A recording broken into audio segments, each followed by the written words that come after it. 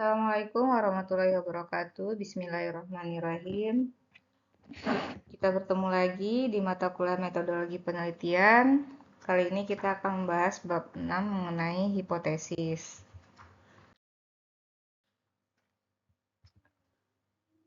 Dalam penelitian kuantitatif, seringkali kita mendengar istilah hipotesis, ya. Apa itu hipotesis? Hipotesis berasal dari kata bahasa Sanskerta yang hipo ini artinya kurang, kemudian tesis artinya pendapat. Jadi pendapat yang kurang, pendapat yang baru setengah benar gitu. Menurut Tanjung dan Devi 2013, hipotesis merupakan kesimpulan atau jawaban sementara dari permasalahan penelitian yang akan dibuktikan dengan data empiris. Data empiris ini penting sebagai bukti dari hipotesis yang diberikan dalam penelitian. Menurut Sekaran tahun 2016, hipotesis adalah pernyataan tentatif namun dapat diuji untuk memprediksi apa yang diharapkan dari temuan pada data empiris. Hipotesis ini diturunkan dari teori yang menjadi dasar dari model konseptual penelitian dan seringkali bersifat relasional.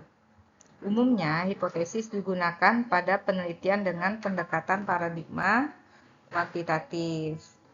Sesuai tahapan proses penelitian berdasarkan buku Sekaran 2016, penyusunan hipotesis merupakan salah satu tahapan yang harus ada dan dilalui oleh seorang peneliti yang menggunakan pendekatan kuantitatif. Berikut beberapa alasan dibalik pentingnya hipotesis. Ya, yang pertama, hipotesis merupakan teknik pendugaan hubungan di antara variabel-variabel dalam suatu penelitian. Yang kedua, hipotesis ini digunakan sebagai pemenuhan kaidah berpikir secara ilmiah. Jadi kaidah berpikir secara ilmiah itu harus ada dugaan awal yang nantinya akan dibuktikan oleh penelitian tersebut apakah dugaan tersebut diterima atau ditolak. Yang ketiga, hipotesis menjadi alat yang andal untuk pengembangan ilmu pengetahuan.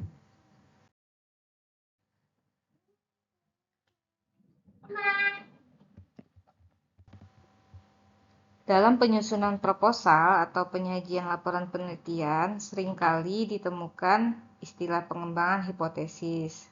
Istilah ini digunakan untuk mengantarkan peneliti menyusun hipotesis atas rumusan-rumusan masalah yang dibuat sebelumnya. Pengembangan hipotesis ini disusun berdasarkan penelusuran teori, hubungan antar variabel, dan penelitian terdahulu yang relevan dengan permasalahan yang diangkat berdasarkan gap fenomena atau gap research-nya, serta hal-hal yang menjadi prioritas penyelesaian masalah untuk mendukung teori yang digunakan. Sebagai contoh, peneliti akan menguji pengaruh motivasi terhadap kinerja karyawan bank syariah XYZ. Dalam kasus ini, maka hipotesis disusun berdasarkan pertama teori terkait dengan faktor-faktor yang mempengaruhi kinerja karyawan. Yang kedua, penelitian terdahulu yang relevan, yaitu penelitian yang menguji hubungan motivasi dan kinerja karyawan untuk mendukung teori-teori yang digunakan. Misalnya teori yang menyatakan bahwa motivasi mempengaruhi kinerja, yang mana semakin tinggi motivasi maka akan semakin meningkat juga kinerjanya.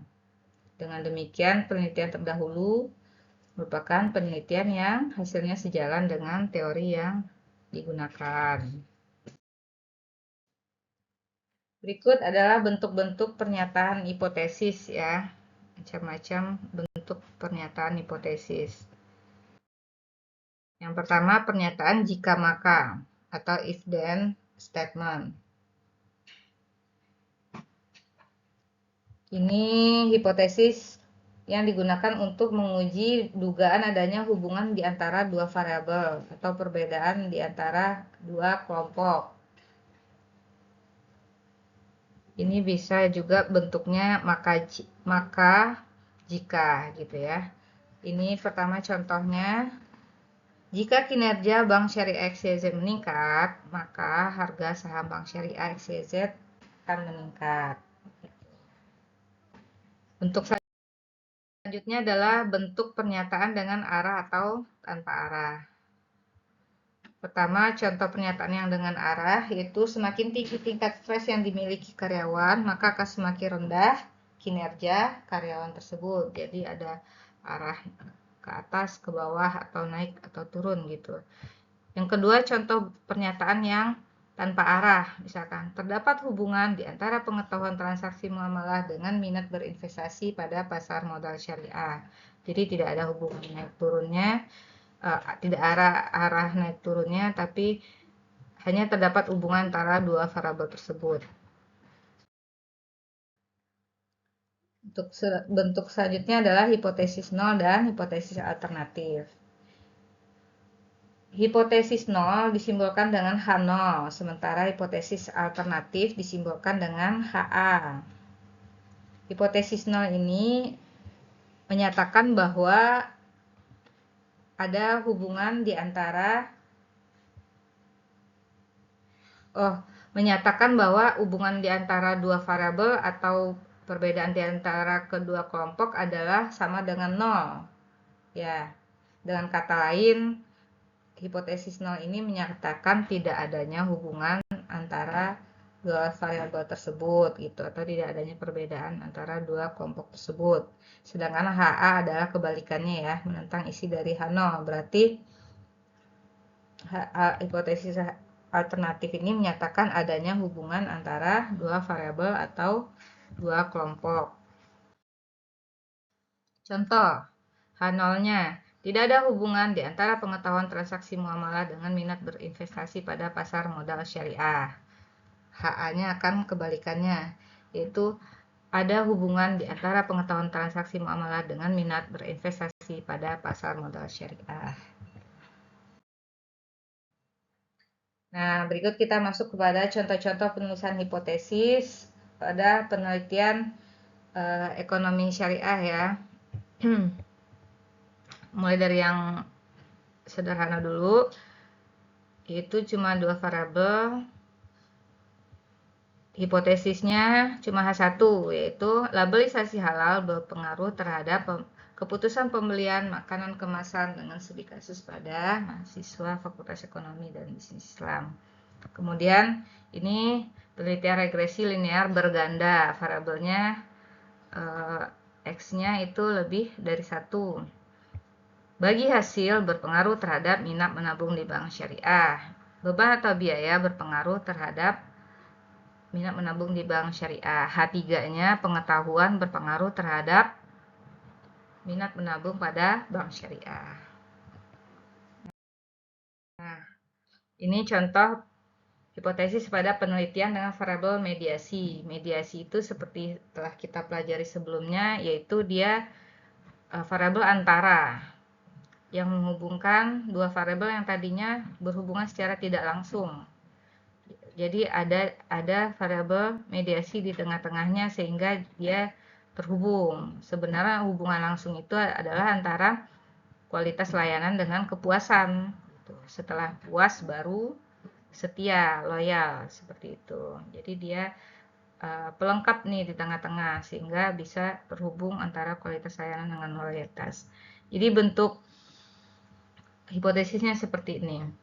H1-nya, kualitas layanan berpengaruh terhadap loyalitas nasabah. Kepercayaan berpengaruh terhadap loyalitas.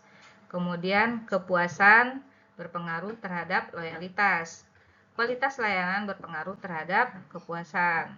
Kepercayaan juga berpengaruh terhadap kepuasan. Kemudian H6-nya adalah kualitas layanan berpengaruh terhadap loyalitas melalui kepuasan nasabah sebagai variabel moderasi. Kemudian kepercayaan berpengaruh terhadap loyalitas melalui kepuasan nasabah sebagai variabel mediasinya. Nah, ini penelitian dengan variabel moderasi. Moderasi itu adalah variabel yang memperkuat. Dia di tengah-tengah juga, tapi dia memperkuat hubungan antara X dan Y ini. Jadi bentuk hipotesisnya seperti ini. H1, pengalaman berpengaruh terhadap kepuasan nasabah. H2-nya, religiositas memperkuat X, pengaruh X terhadap Y. Nah, ini yang agak kompleks. Dia penelitiannya ada kedua-duanya, ada variabel mediasinya dan ada variabel moderasinya. Ini variabel X-nya Islamic branding, variabel Y-nya purchase intention, minat beli, kemudian variabel Z-nya atau mediasinya customer satisfaction, kemudian variabel moderasinya penguatnya adalah religiositas gitu. Jadi nanti hipotesisnya ada 7 seperti ini. X berpengaruh terhadap Z. Kemudian H2-nya Z berpengaruh terhadap Y. H3-nya X berpengaruh terhadap Y. Y ini ya. Kemudian H4-nya Z memediasi hubungan antara X dan Y. Kemudian H5-nya itu religiositas memoderasi hubungan antara X dan Z. Kemudian H6-nya itu religiositas memoderasi hubungan antara Z sama Y. Kemudian religiositas juga memoderasi hubungan antara hubungan mediasi antara Islamic branding sama purchase intention melalui Z seperti itu. Nah, itulah penjelasan mengenai hipotesis sampai contoh-contohnya. Semoga bisa dipahami. Jika ada pertanyaan silakan ditanyakan. Seperti biasa, kita tutup dengan kuis. Kuisnya, yang pertama, sebutkan contoh hipotesis penelitian regresi linear sederhana. Bisa dicari dari Google Scholar, kemudian buatkan bagannya. Kemudian yang kedua, contoh hipotesis penelitian regresi linear berganda. Yang ketiga, contoh hipotesis penelitian dengan variabel mediasi.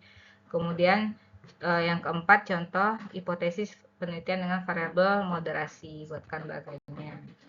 Sekian pertemuan kali ini. Terima kasih atas perhatiannya. Assalamualaikum warahmatullahi wabarakatuh.